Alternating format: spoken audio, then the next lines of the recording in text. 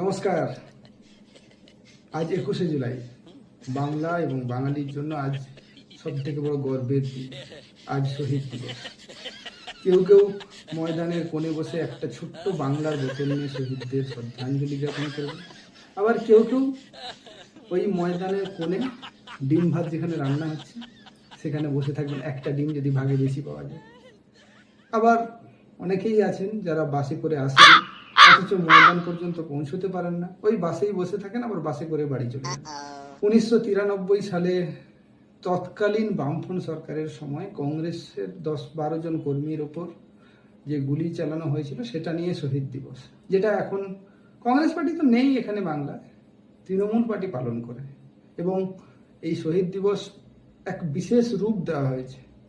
সেখানে কেউ কেউ শহীদ হতে নিজে চলে আসেন অন্য পার্টি থেকে।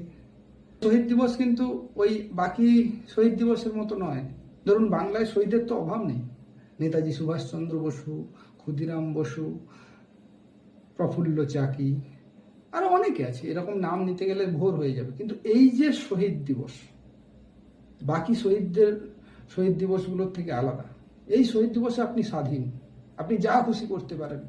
আপনি স্টেজে ডান্স করতে পারেন, আপনি হালকা করে বাংলা খেয়ে থাকতে পারেন, আবার আপনি হয়তো ভিক্টোরিয়ায় ঘুরতে যেতে পারেন, চিড়িয়াখানায় চলে যেতে পারেন, যা খুশি করতে পারেন। আপনি অফিসে যেদিন আসতে পারেন, নাও আসতে পারেন, আপনাকে কোনো রকম জরিমানা করানো হবে না। সব কিছুর শেষে চলুন আমরা শহীদদের জন্য 5 মিনিটের একটা নীরবতা পালন করি।